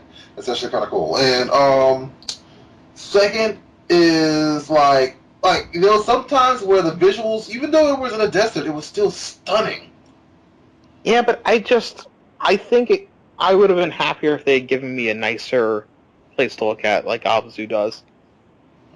I don't know. I personally don't think Journey's for me. Also, Journey has puzzles. They're pretty easy in the beginning, but I think they get harder. I don't know. I didn't really get to many of them because it was just a demo. But I don't know. I mean, Journey's just not for me. But the Tengami, I just don't find that. I don't find it for me. I'm sure people will like it. It's just not for me. Let's see. There's 2 miscellaneous games. I want to talk about Mirror's Edge 2. Yay, Mirror's Edge 2. The return of the game that you should not play right after waking up because you will go blind. What? Only if your TV is fucking bright as hell. I don't know what you have against the white that they have. I don't have anything against the white. It's just that let's just say back when Mirror's Edge first came out, I was one of those people who were avidly against the light, shining against the light. So back then, I really could not stand the light of the game. Now I don't have problems with it, except I will not. I just won't put the Mirror's Edge thing on theme on my PS3 because I don't want to go blind. Because I don't want to go blind. Because I literally will wake up and play my PS3, and I don't need that first thing in the morning. What? You think a white wall is that bright, Julian? I mean, my God, do you stare at a white wall and say, "My eyes, my eyes"? No. Maybe you need to turn down the brightness on your TV. Seriously. Well, no, it's not. No, it's just because I literally will walk to the bathroom, my eyes half open. So that's my problem. Either way, I'm looking forward to Mirror's Edge 2. I think Mirror's Edge 1 was very underrated, and I'm happy that they're putting out a Mirror's Edge 2. I watched someone play through all of Mirror's Edge. I did enjoy watching that. Yeah, it's a really fun game. I think it was a unique game, and it was really fun. And it wouldn't go against the system. Against the system. I supported the release of that. I pre-ordered it, and it gave me a great reward for supporting that. That pre-order bonus is still one of the best pre-order bonuses ever. Yeah, that was and every convention I go with you, you'll never let me forget it. Yeah, they gave you pretty much an entire backpack. They gave you a replica of the runner's bag. Yes, and then I hope they give you another. Hope they give you another one. Hope you give them the new one next time. And also, once they do, that means it'll be the return of the Mirror's Edge cosplays. Yeah, I really hope they do. That'd be really nice. And then the other thing is Assassin's Creed Unity. I really like Assassin's Creed Unity. I kind of fell out with Assassin's Creed, but now that I can play with 3 other people together and work together, I think it'll be really fun. Yes, the Rose Brigade Assassins will come back. The Rose Brigade Assassins, the worst assassins ever, because we don't blend in shit. Can we wear pink clothes and pink or red cloaks in that? And 2, if we can we all wear them at the same time? We have to wear pink ones. I don't know. We'll find out. And besides, Jacques, we can't have red ones. We have to have. What's the conflict with this game, anyways? What's you haven't heard about it, or are you just saying that?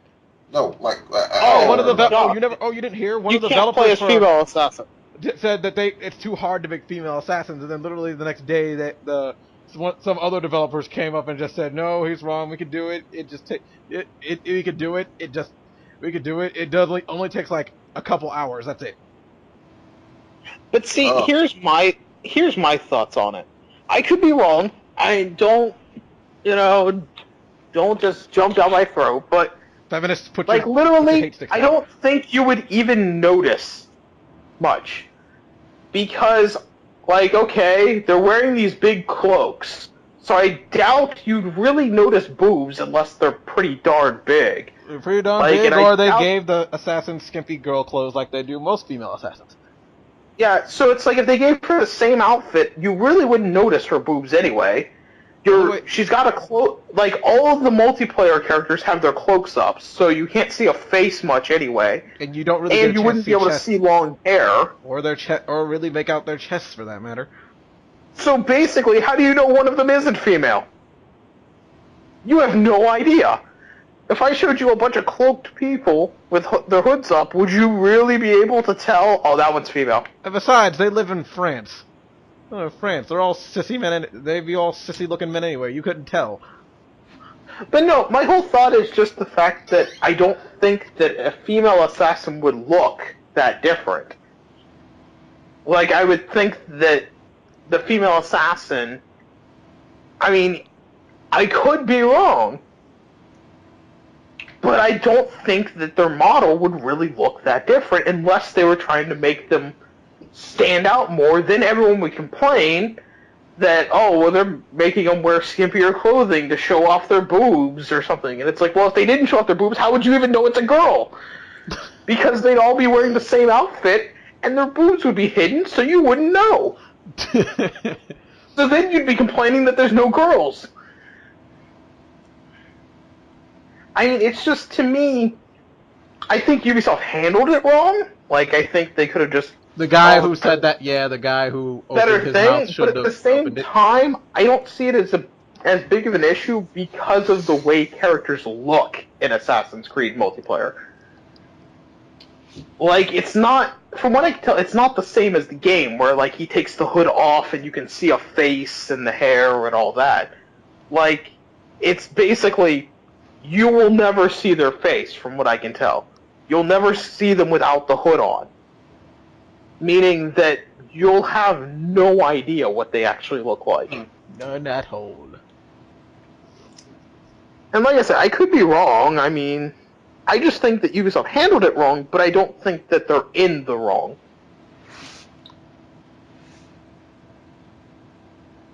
Besides, what if you could also argue that they're just being historically accurate? Yeah, women didn't do much back then. You know? What? They didn't. It's nothing against women. It's just that, honestly, at that time, you're talking the French Revolution. Yeah, there was no women's rights in French Revolution. No, literally, like that's there were women's rights back. There were women's rights back before the 1800s. Because it's like, so I mean, technically, you just argue they're being more historically accurate.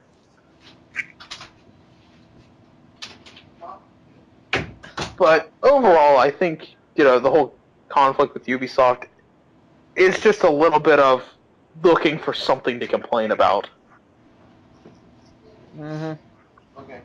Maybe a little bit. I mean, because let's be honest. If anyone knows the kind of characters I play as, if there was a female assassin, I'd be playing as the female assassin. Yep. So, it's like, don't misunderstand me that I'm like, oh, no, they shouldn't put them in. I just don't care. It's up to the designers themselves. If they don't, they don't. If they do, they do. Whoop-de-doo. But either way, anyone? Oh, Batman Arkham Knight looks great. Swivel, yay! Tank, back tank with it moves side to side. Yes, the Bat Tank, where I can take down innocents in the comfort of my own Batmobile. Scott, you're not supposed to kill the innocent in the Batmobile. Really? Because I'm pretty sure in that trailer, Batman ran over 20 people or so and blew up a few houses. Shh! Don't talk about that. No, he was channeling his inner freaking Trevor from GTA 5. Oh, God, that was horrible. That was a horrible moment. Not a very good moment in Batman history. But yeah. But I think that's pretty much it for E3. Let's see. Let's think. Let's see here. Think. Anything else I have to say about E3? Well, besides the fact that I didn't. Well, maybe I should explain why I didn't think any of the press conference. Well, I didn't think anybody won the press conferences. Because of the fact of it's like we had safe a constant back and forth, which was good. It had its good moments with talk about games, and then it had bad where Sony had its good moments, good talk about games and extra features and stuff, and then they had their bad stuff about when they're talking about games and extra stuff that I wasn't really interested in. Because not everything Sony talked about was like hell of interesting, or the game, or I wanted every single game Sony talked about. Yeah. And then Nintendo was like, they had their digital event, and then they just said, which was a short summary of what they did with the Treehouse. See, my problem with Nintendo's was, like, their whole digital event, it was all talking about the Wii U, but it's like most of the stuff they announced after the digital event. It was all like at the they lot, Treehouse. a lot more 3DS stuff after the Treehouse. And it's like, I wish I had seen a little bit. Like, why didn't you just make the digital event 15 minutes longer instead of 45 minutes or so, and make it an hour, and just throw in some, 3DS stuff real quick? Mm-hmm.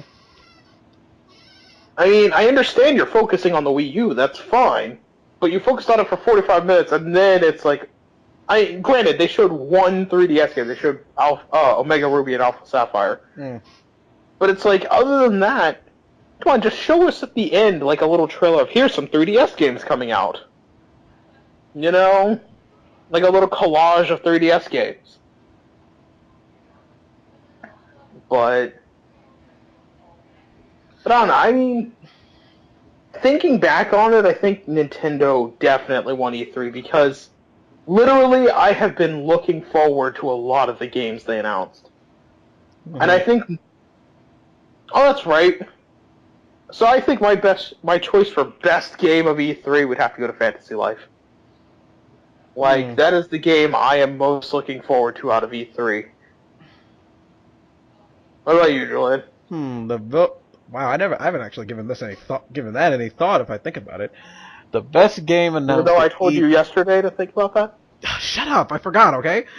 Not okay. Yesterday, you know what I did most of yesterday? Sleep and then fall back to sleep and then get up and then fall back to sleep again. So, memory poop. Of the best game at E3 for me, actually the thing that got me the most hyped at E3 is something that I'm not even going to be able to get for a while.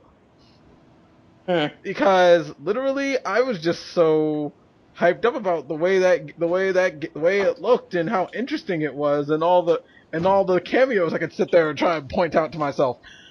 And it was the DLC for Dead Rising 3. I was like really hyped up for that. But if I actually think about a game that I'm going to get, it really would be a tie between between three games: Fantasy Life, Pokemon, and Yoshi. Yeah, see, to me, like, I'm also really looking forward to, like, Hyrule Warriors. Yeah, I'm looking forward to that, with Hyrule Warriors, it's like, that's not, because I can't really, because of course I have all the games that, like, continuations of series, or spin-off of series, like Persona Q, I'm like, of course I'm gonna be all happy about Persona Q. Well, Persona Q, obviously I'm, super looking happy.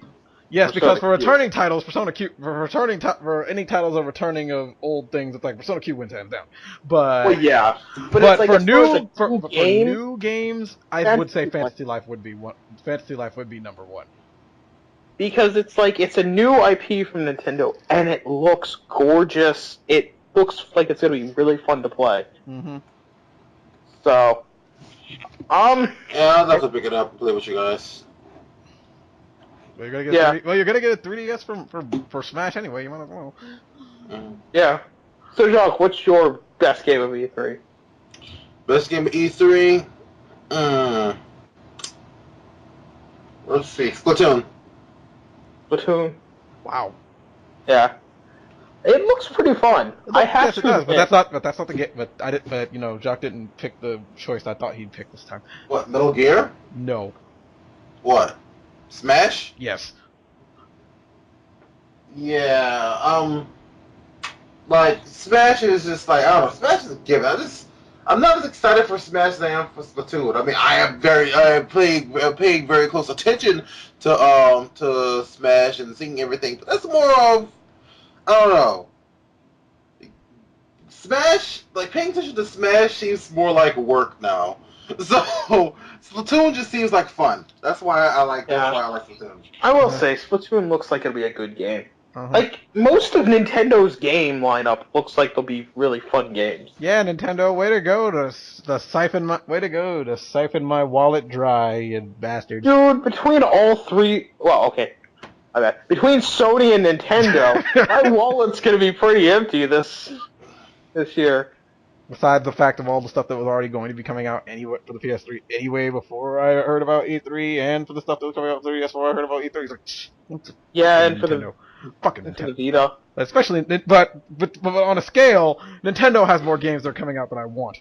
Fuckers. Well, see, that's the thing. Nintendo has more games coming out that I'm like, must have. That I have must-haves for. Because it's already bad enough that I still have to get Mario Kart. Look at Mario Kart 8. Which is a really fun game, and if you buy it by July 17th and register it on Club Nintendo, you can get either New Super Mario Bros. U, Wii Party or whatever, Pikmin 3, or Legend of Zelda Wind Waker HD for free. Uh-huh. Which still comes to contemplate whether, because it's like, I like Legend of Zelda, but I like Zelda, and I would like it where, I would like a version that's a shorter version of the dang stupid quest. Yeah, so the quest to get those Triforce. Quest is bad anymore. Triforce, but I bet they don't make traveling on the water just as easy, because, you know, I can't tell you how many times Octoroks have popped out of the water to try and kill me. It makes it faster, though, that you have the speed sail. Yeah, but I will say, I picked Pikmin 3 for my free game. I might pick Mario Brothers Wii U. Oh yeah, and I still have to buy 3D World. Yeah, I still have to buy that as well. Only for the aspect of I get to play as Rosalina in a traditional Mario game. You have to unlock Rosalina, though. I know, which is why I'm willing to do the work. You have to get all the green stars. We never talked about Mario Maker. We never talked about Mario Maker. Because Mario Maker is what it is. You make Mario games. I've just seen him talk about it some more. I kind of warmed up to it more. First, I didn't really care about it, but I kind of warmed up to it more. You have a PC. Okay. You should look up a lot of the Japanese ROM hacks. Like, basically, I warmed up to it because, number one, it is an easier thing than making ROM hacks because you don't have to have any programming knowledge. But at the same time, like, it's just a matter of, I don't know. I don't see myself spending money on it. Like, because I'm not the biggest Mario fan, like actual traditional playing Mario. I would like to make levels. That sounds fun to me. Like to make cool levels. But at the same time, I'm not going to pay like $20 or something for a game where I just make levels. True. No, you can play online and play other people's impossible ass. Well, the thing about it is, it sounds like it's a downloadable title in the first place. It is, and it's probably going to be like between $15 and $20. I was thinking between 10 and 15. I'm thinking 15 and 20, but I'm thinking it's probably going to be 15. I love how everybody thought it was Mario Paint at first. It's got a lot of aspects of Mario Paint, like the fly swatting thing and all that. And then there's those two projects. I forgot the name of one of them. The other one name was Project Giant Robot. That looked like complete crap.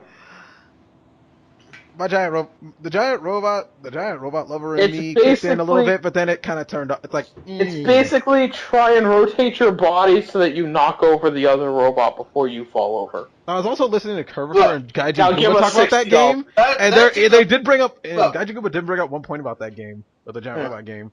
It would not. It sounds like the game would not be at the point right now. What they talked about, it sounds like it would not be a very good game for anybody who's handicapped. Dude, it will probably never be a good game for anyone that's handicapped. It's balancing. Yeah, we got to talk about Mario Party 10, where you can be Bowser and activate Troll mode and be Captain Troll. Well, not necessarily though. Like, have you seen the Bowser mode? Yeah. It's complete crap. I know. Like, basically, Bowser's running behind you. meaning that you have to roll good to even get them to fight in a Bowser game. But it could be like what they did. Well, who knows? They could do something like, well, who knows? They might edit it a little bit and do something like what they do in Dokapon when you become a demon. And unfortunately, I know enough about this because Jacques has done it. But, they give you they give you like triple rolls. Well, okay. Basically, from what I've seen, see, here's the issue. Like, the 4 people in the cart all each get a turn, and it moves the cart. Whereas Bowser gets 4 dice blocks, and that's it. He rolls 4 dice blocks at once. Yeah, it sucks if you have that horrible roll scheme where you get 1. So, basically, like, watching them play it at the treehouse, she had to debug herself some extra dice to even catch up to them. For the Bowser. Because, literally, she was not getting any, not getting rolls to get there. So it seems like it's because in the beginning of the game they do not put in enough. They do not put in enough of those reverse boards. I think what they're going to have to do is they're really going to have to rebalance that. Yeah, they're going to rebalance that by making a couple of either giving Bowser more chances, either giving Bowser higher roll schemes whenever the enemy gets farther away, or making more reverse spaces on boards where you actually can control Bowser. Yeah, because it's just a matter of and then there's one mini game that's completely broken. Like, you have 2 fire bars, and you move the Wii U pad, like, as a gyroscope. My god, it is easy just to kill people with that. Oh, goody, it's the jump roping minigame from Mario. Yeah, the problem is,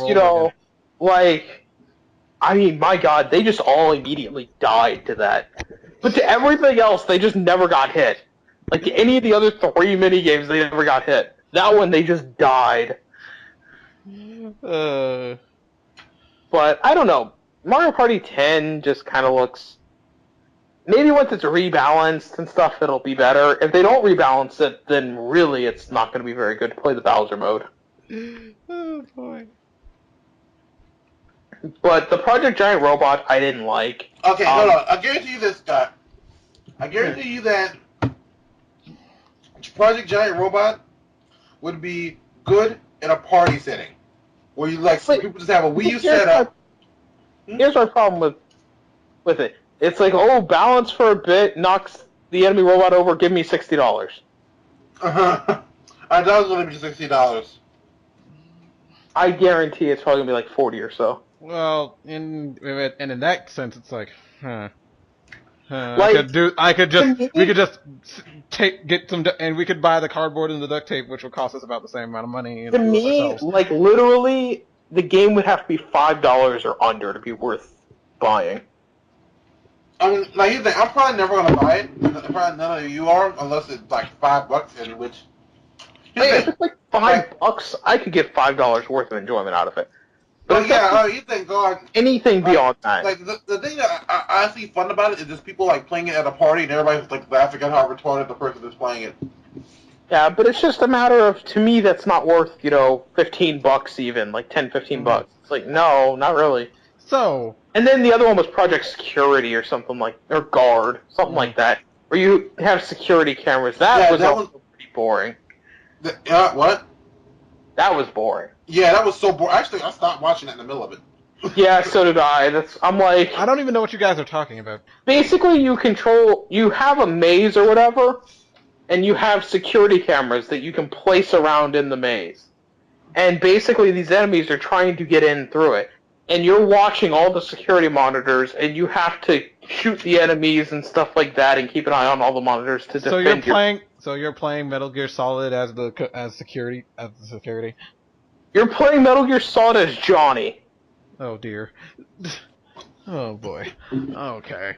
But no, it's just. But I don't find it that fun. Like that. Project Giant Robot, I could see good for like $5. The other one, I don't even think I'd pay $5 for. No, it's stupid fun. But either way, so E3 as a whole, everybody, how does this compare to the previous ones? I think this was better than last year's. This was better than last year's. Like, here's the thing: when I first, well, let's just say the only thing I remember from last year, from really, and after I watched the after I watched the best press conferences, like I mean, all the press conferences this year. At first, I was thinking last year was still a little bit better because you had like the thing of a new system looming over everybody, like the new systems looming over the entire thing. But after like Nintendo really saved this year's E3 for me with their Treehouse. They saved last year's E3 Yeah. for me. They saved last year's E3 for But me. with Sean- their No, announcement. Sony saved last But year's Sean, E3 for me. Wouldn't No. Ubisoft be the best fucking piece of shit conference fucking ever? Yeah, fuck that. Oh my Fucking hell, god. yeah. Oh my god. And after EA's press conference, I expect all the sports I still say this now. I expect every sports game to have a giant battleship come just driving in, just come bursting into anything and ruining a game, and you have to play around said battleship. Baseball, MLB baseball, battleship. NHL, battleship. Football, battleship. Soccer, battleship. Basketball, No. battleship. I just loved the Ubisoft press conference. That chick just kept on just cursing. Hell, I expect battleships no, in all my games now. You know Okay, what? You know what I want to come in? I re-looked at those scenes. She only cursed that one last time. Let's do this shit. And then she should have. You know what? You know what made it better? If you know made that. And then all the a battleship came and ran her over. Just saying. It would have been interesting. We're like, damn, Yeah, what is that like- battleship? Nobody ever stopped talking about that. Just all the feels and Yeah, you know how many feels you'd have if you saw a battleship come in and destroy half the I state? need a hug. Yeah. But yeah. Alright. I think this year's E3 was better, and I think we can all agree on that. Yeah, because of Nintendo. Yeah. Yeah. So, And also, you know, because of EA's battleship. Nintendo just came in, knock knock. Hey guys, we're a game company. no, Here's hey why. guys, we brought the games. But no, it's EA just, brought a battleship. well, yeah, that's where you play the games that Nintendo brought. But no, it's just a matter of, I do think that, like this year my wallet will be completely and utterly raped. I feel bad for my wallet. It will light on fire probably with the speed it has, and how I will be have to pull out money out of it. But, alright. We'll see you all next time on the Lazy Gaming Guys, and we'll be back to our normal update schedule thing. Yes. And may a battleship come in and make your press conference better. Amen. Amen. We'll see you next time.